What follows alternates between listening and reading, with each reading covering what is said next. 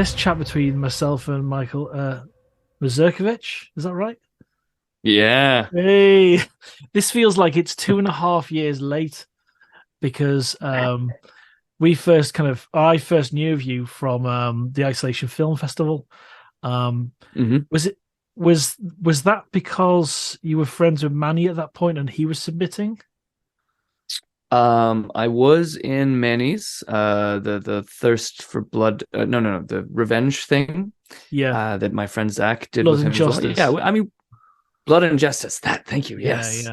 yeah. So that was part of it. I think, did I? It was two films. You were in you were in a basement. You were wearing a very thin orange, like Yes, what do you call it?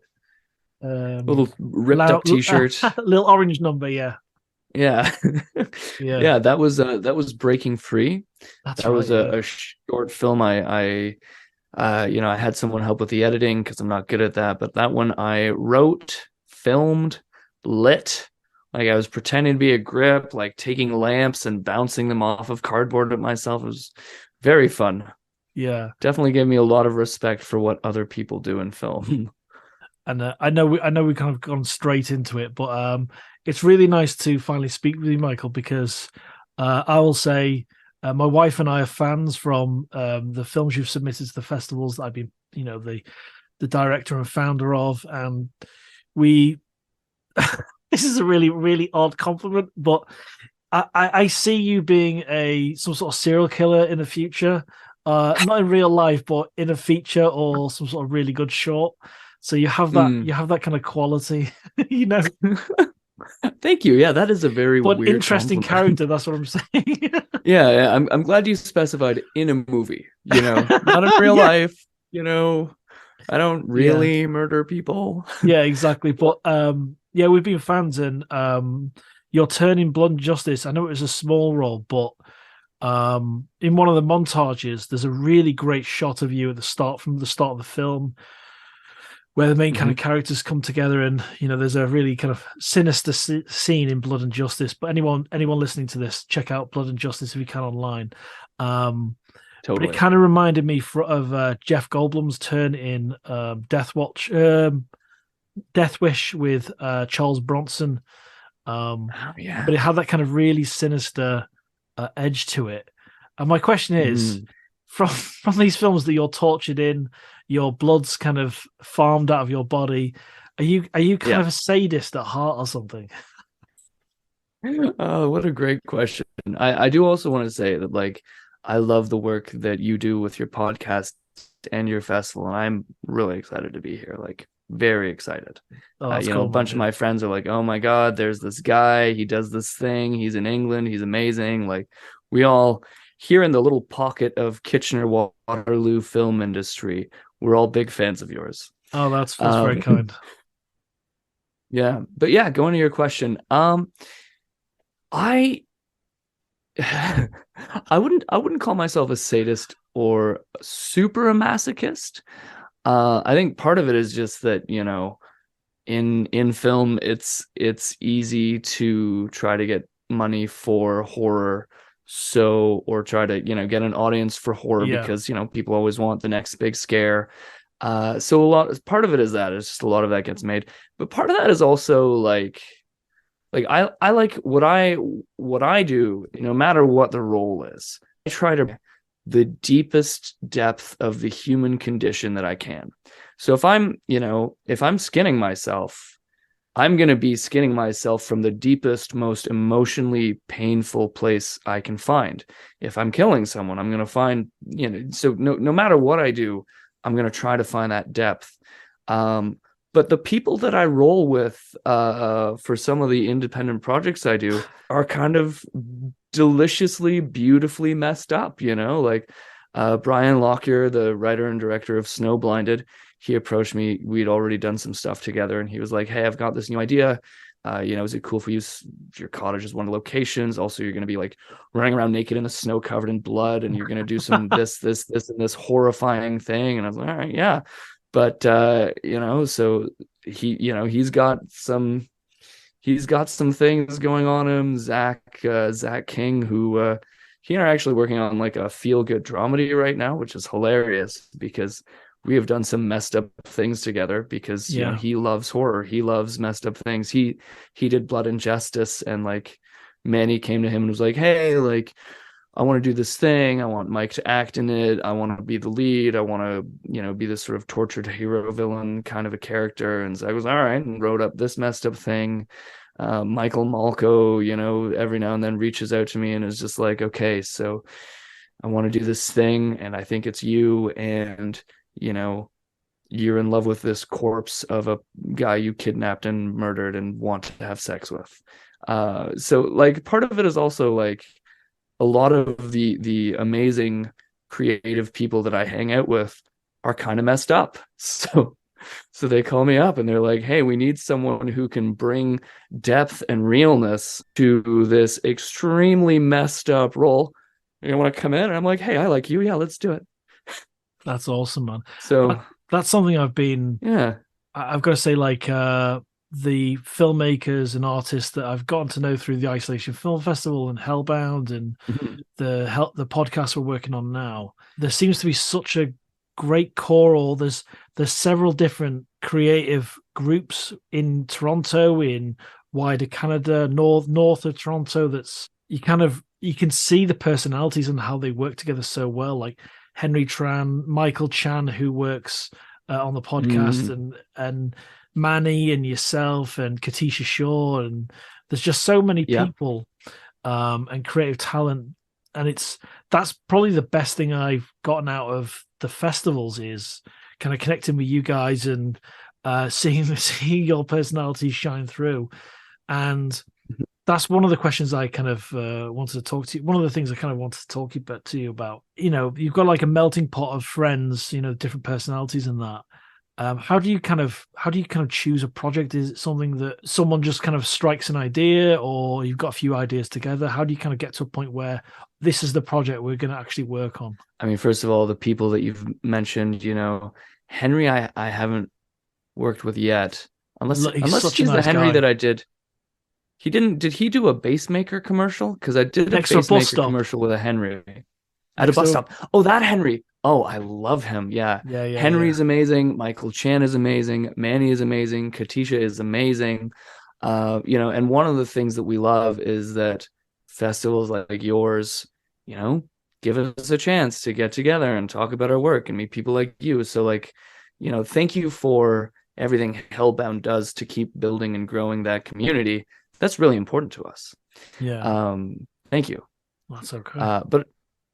But also, yeah. So for your question, yeah. It's funny because it's such a hodgepodge. The thing is that like ideas are cheap. I have like 12 7 to 15 page treatments on varying production levels of projects that like I'm just waiting on being like, oh, okay, I have the inspiration to work on this one right now. Ideas are cheap. And when you hang out with creatives, we're all having tons and tons of ideas. And it makes it really fun to hang out because, sometimes we'll just get a little inebriated and be like, oh, how about this?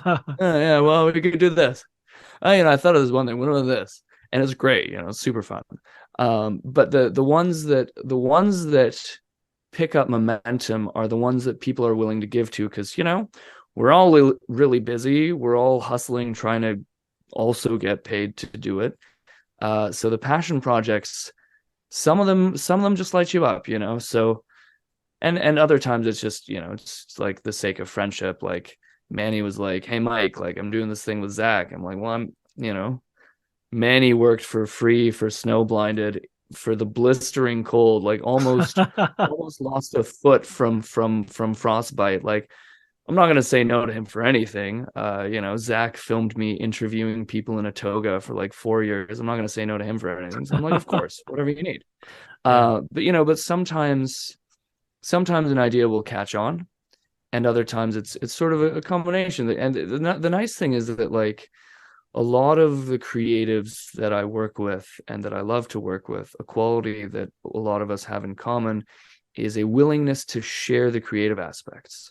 So it's not like, hey, I came up with this idea. I am going to be doing these things and you're going to fill this role, this role, this role. It's, hey, I came up with this idea, what do you think? Now we're talking. Like Snow Blinded, Brian came up to me with this idea, and for the next 3 weeks we were like just like back and forthing about it. And then we were in the car on the way to visit the location. We were like, oh, what if this happens? Oh, the character could do this. And that stuff's really exciting because now it's their creativity involved, but your creativity is also involved, and you're starting to come up with new things from that. And it's just building momentum. And then, you take those ideas and you bring that to someone else, and, you're bringing it to them, but you're also letting them bring what they want. And that, builds the idea more and brings more momentum. And it's just a really fun process to be part of. But part of it is who's bringing the idea. Part of it is, how the idea catches me. Like sometimes someone will bring me an idea and I'll be like, oh, that's cool, that's fun. Sometimes someone will bring me the idea and I'll be like, oh, you mean I would get to play this? Yeah, that was one of my questions. That is there ever do you ever look at a certain project, whether it's yours or someone else's, and think, this is where I can try this, or this is something where I can do physical comedy, or where I can do action? Is there ever do you ever kind of look at a project and go, right, I can try this and add an additional string to my bow? Yeah, definitely. And I mean, a lot of that is just like, no matter what I do, I know that I'm going to be learning. I know that I'm going to be bringing my depth to the table, and that the director is going to say, well, can you try it this way? And then I'm going to have to bring something new to the table and learn how to take what I had and tweak it into what they want, and then create some sort of synergy. So like, no matter what, I know that that's going to be happening. And, if I like the team, then I know that I can do more of that. And it's even more exciting. But yeah, definitely. Like, I mean, I'm bad at saying no to projects. If a project is unpaid and I don't really know the people doing it, I'm getting better at setting boundaries and being like, listen, I want to, but this is my schedule right now, so I don't know if I can. But I love all the projects, and every project has something beautiful from the director, and something beautiful from the DOP, and something beautiful from the writer, and the producer. Like everything is just great. Like I wish I could say yes to all of it. So I don't often say no to something, but it is exciting to be like, oh, in this role, I will get to do more of this. In this role, I will get to do more of this. And sometimes it takes you by surprise. Like for Snow Blinded, as an example, I knew I was going to that I was going to get to play some depravity and some losing my mind and some psychosis, and those experiences really, really grew me. Like I had to get to some crazy places, and it really that really grew me. But I didn't realize that another growth point would just be taking an actual friend, Manny, and improving a scene and finding depth and comedy in the same scene as we sort of synergize together. I wasn't expecting that because, but it ended up becoming a really big aspect of the film and a really big way to grow, But it's like sometimes, like I took this role in Regicide, which I'm hoping will do really well. And I was gonna play this husband who was super, super douchey. And I knew that there would be a scene where I was gonna cry, and I was like, okay, I'm gonna like put that in. Like he's got this redemption scene. I'm really gonna give it for that. I didn't realize how much fun it would be to play an absolute dick, to play someone who's like so stressed that anything is enough to trigger just massive douchiness at any moment. And I didn't realize how fun that would be. I did the cult, the people Collingwood Film, who are absolutely fantastic, and they're up in like Owen Sound and Collingwood and Blue Mountain. They did Cult Hero. I had a small role in that, and then they brought me on for this project that's in post right now that I'm so excited for, called Vessel 17. And I'm playing this sort of sad, douchey husband who's like kind of petty because he has low self-worth, but is also like, and then my character goes through a twist where by the end of the film, he's without giving too much away, like kind of this violent badass, but still within the realm of the guy he was before. Just now he's finding his badass violent side. So I got to be me as an actor finding this character as he finds this side of himself.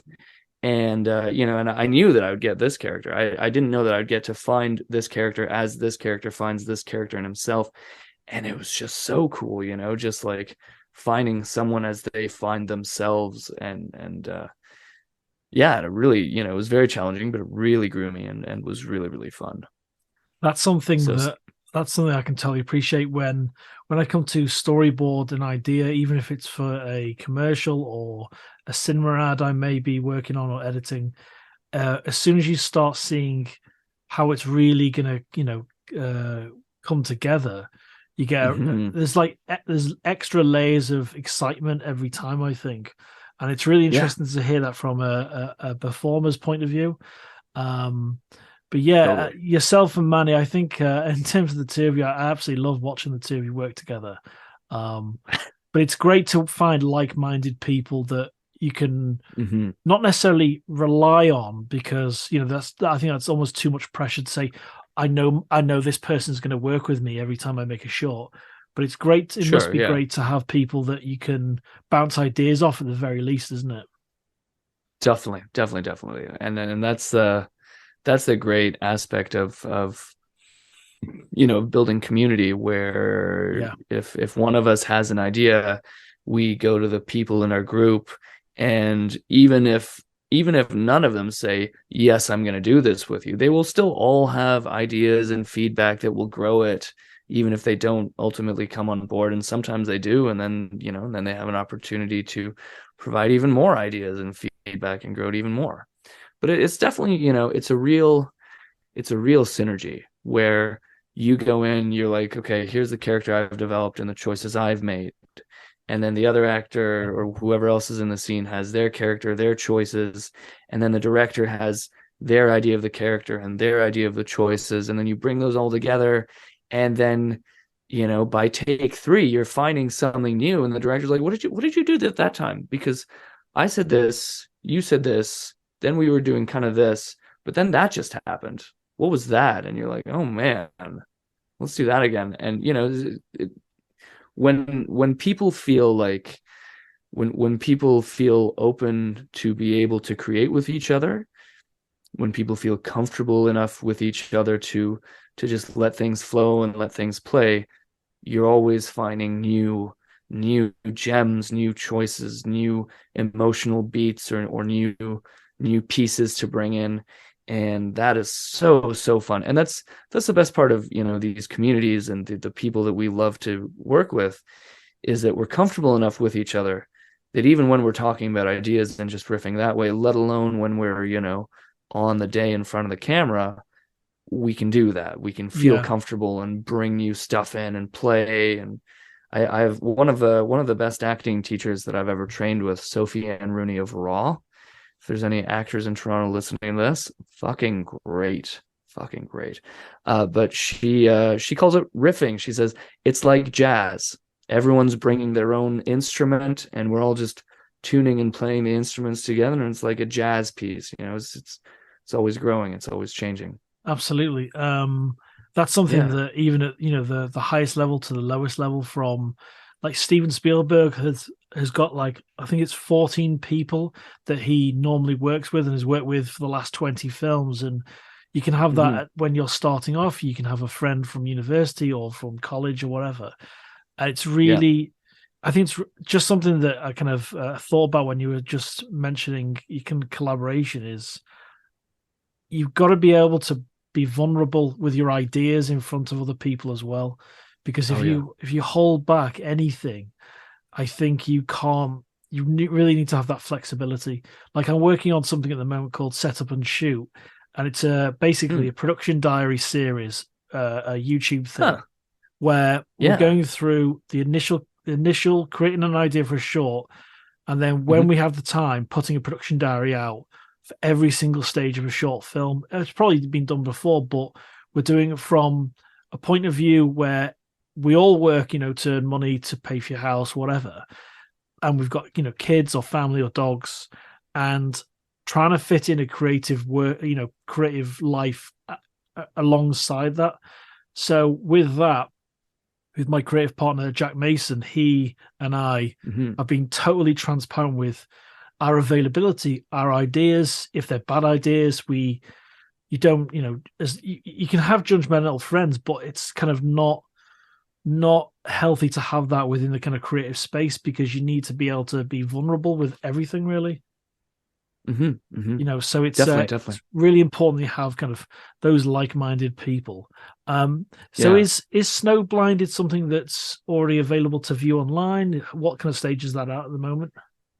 I just want to say that sounds like this production diary thing with all of that awareness of yourselves and your schedule and your budgets and your timelines. This sounds great. Definitely gonna watch that. That sounds fantastic. Yeah, so it's something that we've got. Basically, there's an idea. Oh, I don't want to make this about me, but we all do it in some way or another. It's called Chords, and it's about reconciliation between a daughter and a father. And I might cut this out. I don't know. A few moments later, I wouldn't have gotten to that point without having the vulnerability with my friends to talk through the idea. And you've got to be 100%. so open-minded, and I love kind of seeing yourself and Manny. But when my wife saw your performance in Blood and Justice, it's a small role, but it kind of really stuck out to us. So we had it showcased in front of about 20 people, all the nominated films, and that kind of stood out for us, your performance. And obviously, I love watching Manny anyway. Thank you. Manny's great. Yeah, he's very fun. So where's kind of Snow Blinded up to at the moment? I do, and if you want, this can also be cut, but I do want to say one more thing about that. First of all, thank you, and second of all, exactly, and something that I have learned for myself is that when an idea really sticks to you is important. Part of it is it's hard to be vulnerable to give that, but part of it is also that telling people and them not resonating with it, and having people that love you and are willing to also tell you it doesn't resonate is really good, because that, like, I'll be like, guys, here's this idea, and they'll be like, well, that doesn't work. But if I'm comfortable with them, I'll be like, okay, fine, that doesn't work for you, but here's why this idea is important to me. And they'll be like, okay, so we see that you're playing with this aspect that really, plays this one string for you. We don't think that aspect comes out in this, but if that string is important to you, could you try it with these notes? And then you go, oh, okay, well, these notes are okay, but it's not just this string, it's also this string. And they're like, oh, okay. So when you're vulnerable about your idea with people who are actually willing to disagree with you, but also willing to talk about why the idea is important to you, then, you can deepen the idea, because ultimately your goal is to take this thing that is important to you and give it to an audience. So if you're telling someone about it and they don't get it, that means the audience isn't going to get it either. But if you're telling someone about it and they're like, well, here's why I don't get that, and you can be like, well, here's why it is important. They can be like, okay, well, maybe that could work this way. And you're like, yeah, that's not quite right, but that's towards this, and then you can really refine these ideas, and that's another aspect of the creative community that I think is really valuable. So it sounds like you have that with your creative partner as well. Yeah, it's cool. The idea. I kind of wrote the short script, I'd say 10 to 15 years ago, and it was because we all collect, like, if you could see the rest of this room, there's piles of books and hard drives and all sorts of stuff. But I was basically getting rid of a load of hard drives, and now I have a mortgage and all of that. I was just basically getting rid of loads of junk and CDs, but what I do, because I'm really kind of organizing my hard drives and my archive, because I've got, I'd say, 20 years of work archived online and on drives. So I've got everything twice everywhere, which is Nice. It's insanity. It feeds my OCD and my ADHD. But I found it's a great this, method, though. Yeah, I found this disc with scripts on, and one of the scripts was chords. And there was a different title before, but I changed the title because I wanted to make it about music and a guitar, especially because there's going to be a performance at the end. But yeah, it's I kind of looked at it and it hadn't aged. There wasn't kind of any age to it, and I've curated and been a founder of 3 festivals now, 2 Hellbounds and 2 Isolations and 2 Hellbounds. I think that's right. It's 4 in total, actually. But I've always been kind of support a champion of other people, and I've almost been too afraid to create my own shorts. But I've been a producer of so many. So I thought, right, this is the time. This year, I'm doing it, no matter what. Yes. So it's about time. It is about time. I put a lot of pressure on myself as well to get it right, because I want it to look great. I want it to sound great. You are fully qualified to do this, and it sounds like it's a great idea that's gaining momentum. But there's definitely, like, we put a lot of pressure on ourselves for stuff, and I think that's something where, there's a spectrum. There's people on one end who just make anything, even if it's garbage, throw it out there. And that kind of works as long as you see them learning and you see their stuff getting gradually better. And then there's the other side that is like, I cannot release this until it is perfect, because otherwise people will think I'm garbage. And, like, sooner or later you're gonna have to make something, whether or not it's garbage. And the average person's first short isn't great, and that's okay. This one might be, because it sounds like it's got a great actress, a great concept that appealed to that actress, and it's coming from you and you have a lot of experience doing these things.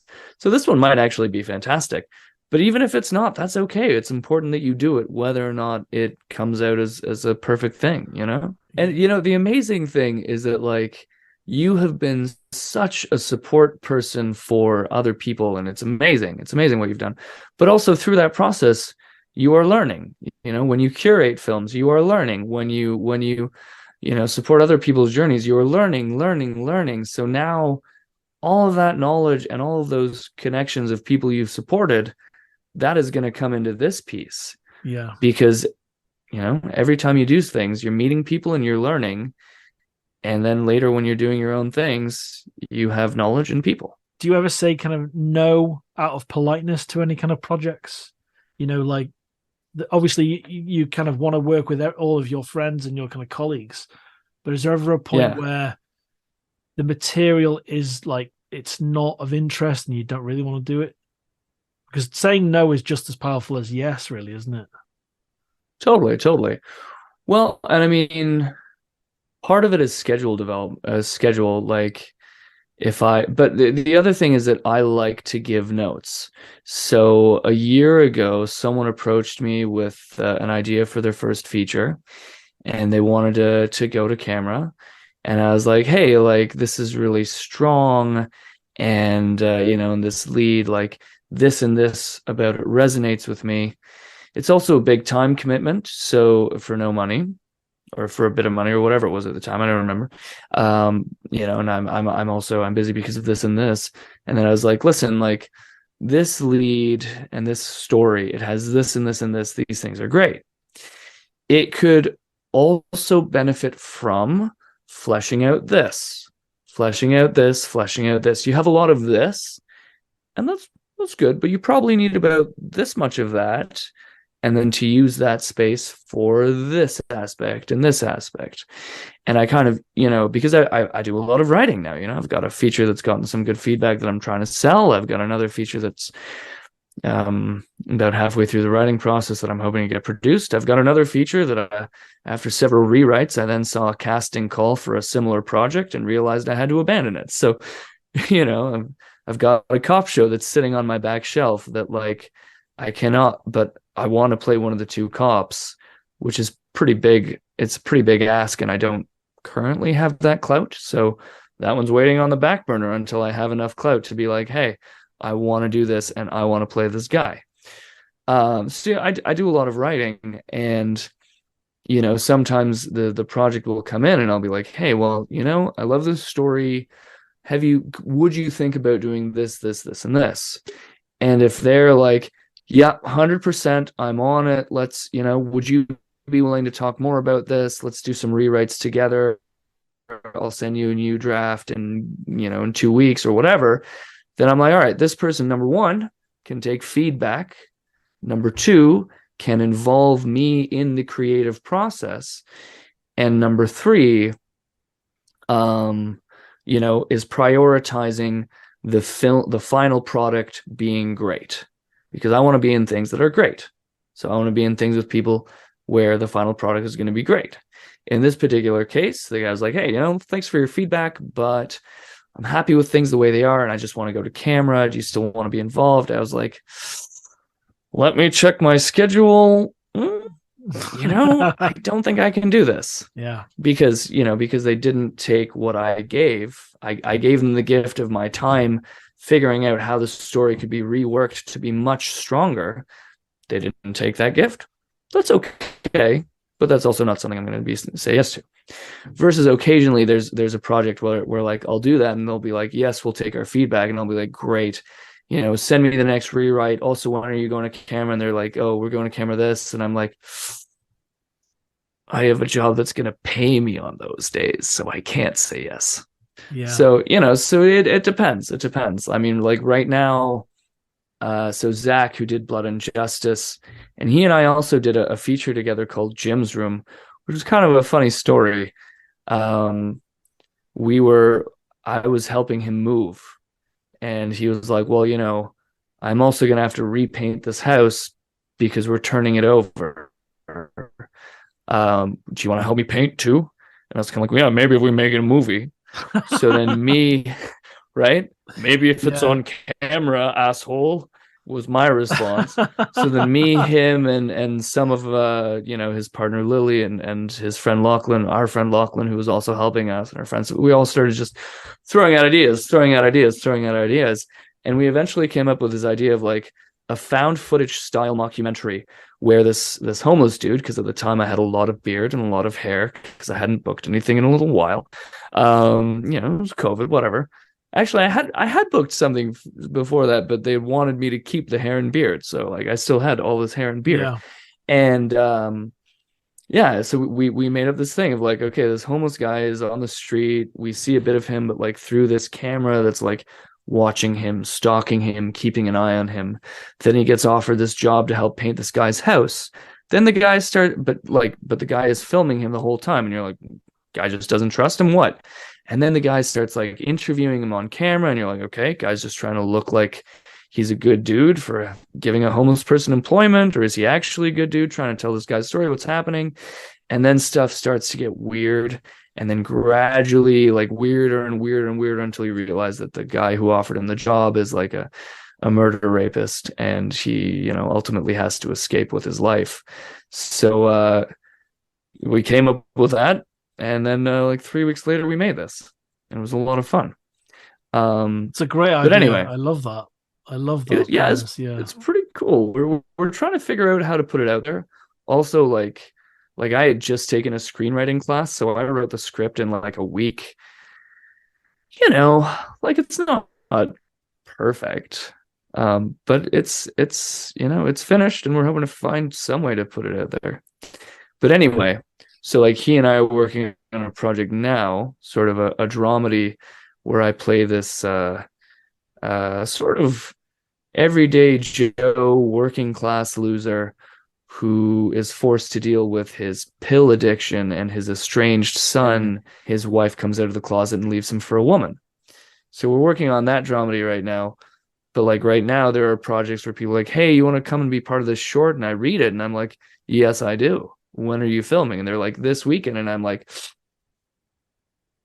I'm doing this thing that isn't even paying me money, but that I'm putting money into because I believe in it. So I can't Yeah. So, yeah. It's All tricky, kinds man. of aspects like that. There are like there's even people that want to know me. I won't go into names, but there's Jack will know who I'm talking about. My creative partner at Shoot. But it's like, Yeah. they're enthusiastic about getting to know you, but I just don't have enough time in my life to get to know another person. That's how it feels sometimes. And oh yeah. And then they're just so kind of needy. I'm like, I don't need another needy person. I can fit. Like, if you and I met, I think we'd be great friends, right? But it's because there's there's no energy sap between us. Do you know what I mean? Mm-hmm. So if we work together on something, it'll be great process or we'll be good friends. But then sometimes there's a energy sap of an individual. What we do in the shadows, there's an energy vampire. It basically sucks the life of like the mental strength out of people. It makes you weak. I have that with people because after I came out of hospital with COVID, it wasn't just my fuse that was short. It was I started to realize how little spare time I had, or how little time I was dedicated to suffer fools. I don't suffer fools anymore. Sure, I really don't. Yeah. But I totally appreciate, this is what I have, this is what I can do. But if the idea is great, I actually have this additional kind of TARDIS-like amount of availability. It's just it can happen. But just on Jim's room, is it called Jim's room? Jim's room, yeah, that's right. If you ever want us to kind of shout it out or talk about it or post pictures or whatever, please let us know. Okay, I most certainly will. Thank you. Because it sounds really. I'm a huge fan of found footage stuff. Really big fan. So, right. Well, we're trying to figure it. No, go ahead. Especially, no, after you. Especially like what? Especially footage. Like Paranormal Activity, or even like wasn't great. It wasn't great. Apollo 18 or the tremendous Blair Witch. I'm a huge fan of these things. Yeah. But that's when it's done well. Yeah, it's great. Yeah, absolutely. When it's done badly, it's kind of a bit hokey, but totally. Exactly, yeah. So I really want to know, because I've seen pictures and video online, and I've mentioned it a couple of times. What is Snow Blinded all about? What's the kind of premise of that? Perfect. So the premise is basically that this guy, played by me, takes his best friend, played by Manny, up to the old family cottage for a cross-country ski trip. And as even as they get there, there's little details that start to seem incongruous. And finally they get out for skiing, and the best friend goes to take a leak, but in ski boots, which he's not used to walking in, falls down a steep bluff and breaks his ankle. So then my character is trying to my character is like the Boy Scout survivalist, makes a woodland stretcher out of the cross-country skis that he's pulling with ski poles, and starts trying to drag his best friend to safety through the snowy woods. But then just reality starts to glitch more and more, and and he's more and more is going on until he can't find the way out. He doesn't know why. He leaves his friend by the fire because he needs to get out on his own and figure out what the heck's going on. And then there's more and more glitching, and gradually you realize that he has this horrifying repressed childhood trauma that is that he's pushed away for his entire life, that's starting to come back and mess with him, and and essentially get him to be crazier and crazier and more violent, because it was violent childhood trauma.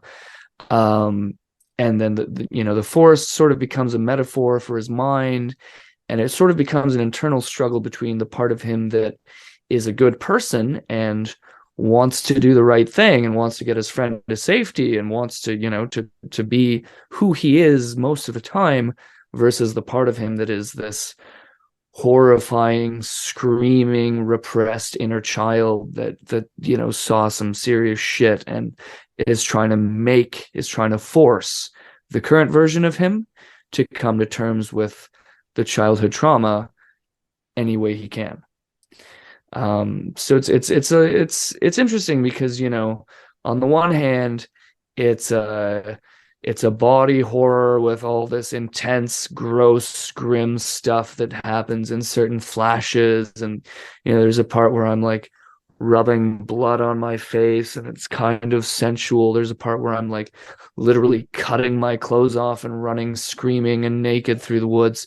So it's got all that craziness, but it's also got a lot of philosophy about, you know, Nietzsche's thoughts on childhood trauma coming back later in life, and you know, it's got a lot of philosophy, and it's also got a lot of cool timeline stuff that Brian is particularly. A few moments later. Hopefully this is just a continuation.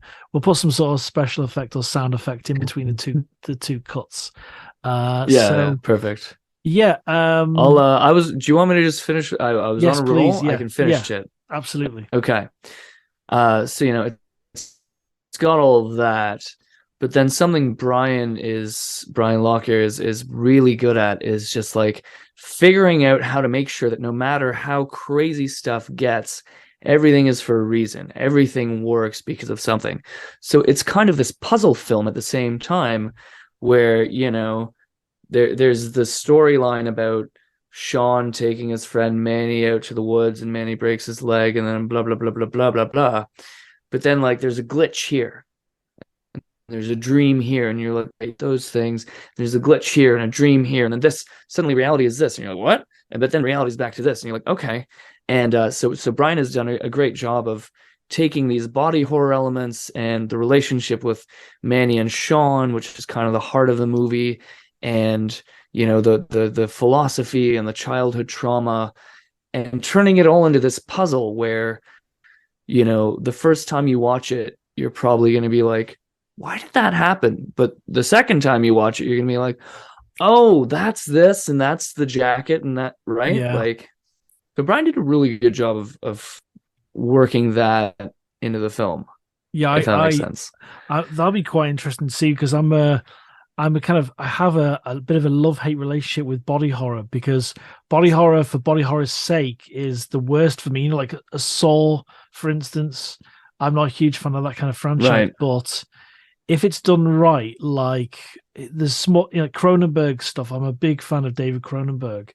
If it's done right, and so is Brian. Yeah, if it's interspersed in the right way, it can be very, very effective. Even if it's like in a dreamlike state. My wife and I, we're going through this thing called Alphabet Cinema at the moment, where we both pick a film of each letter of the alphabet, and then we watch it. And I think we're on R now, so we're going to watch Kurosawa's Ran.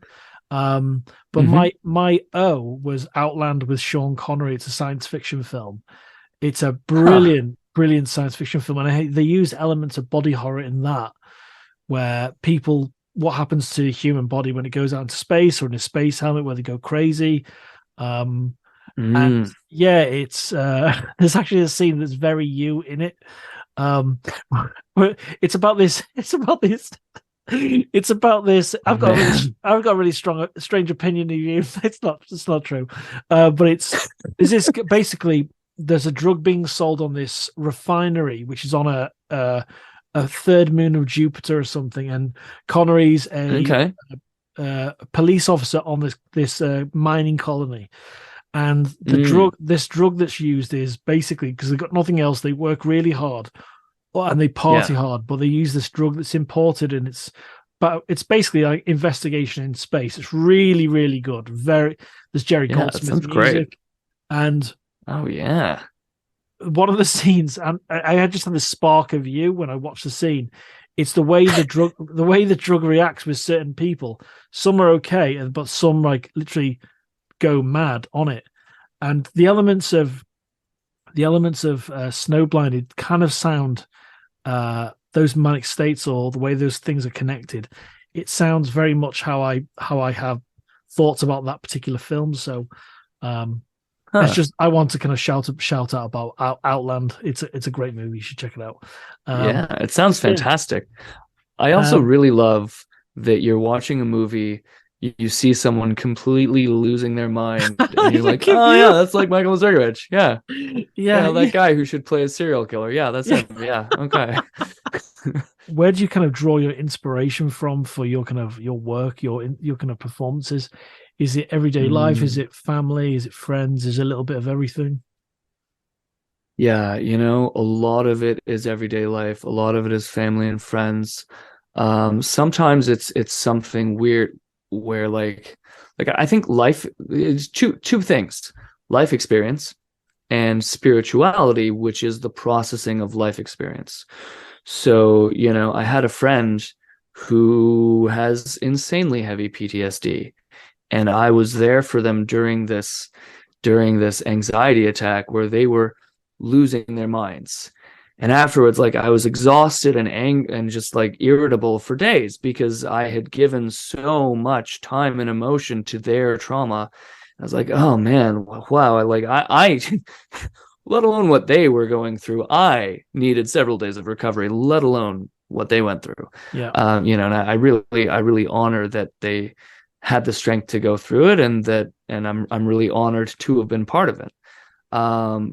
But then, then I did some emotional processing, and I saw the beauty of their strength and the horrifying beauty of their pain, and the way that everything they went through was linked in some twisted way to love, either love of themselves or love of the person they allowed to hurt them, and how at its root, it was all this loving thing that is common to every being on this planet. That was sort of the meditation and the spiritual processing side. And then when I was doing Snowblinded, there's a scene where my character has just seen something and is losing track of reality and is going through this breakdown. And after we finished the day of filming, I was like, wow, that felt really real, but also vaguely familiar. Oh, I was being them. So a lot of it is just having life experiences and taking in people and sharing experiences with them.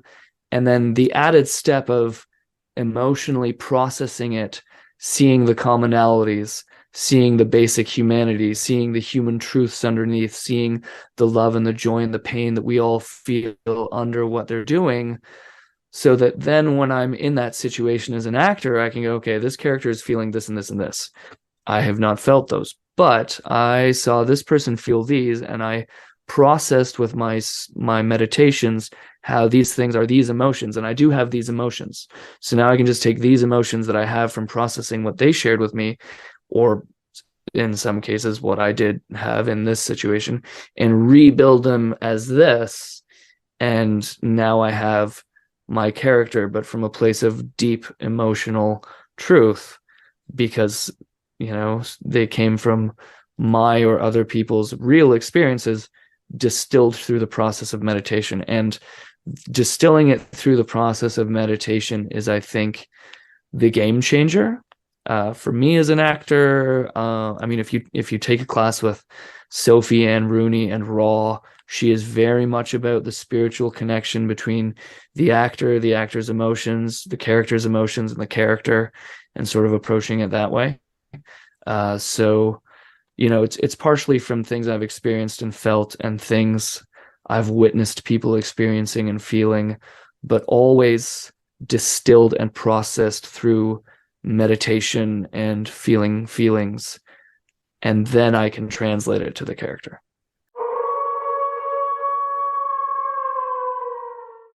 Absolute pleasure, Michael, and we'll definitely speak with Manny and Zach as well, and we'll rock that episode about blood and justice and all things horror in another episode. Yeah, 100%. You too, and best of luck with everything. I love Can't wait to do this again. I love that dressing gown, by the way. Thank you. I wear it a lot. Yeah, it's very. You might imagine. It's very you. Thank you. All right, see you soon, mate. I'm glad. See you soon. Bye-bye.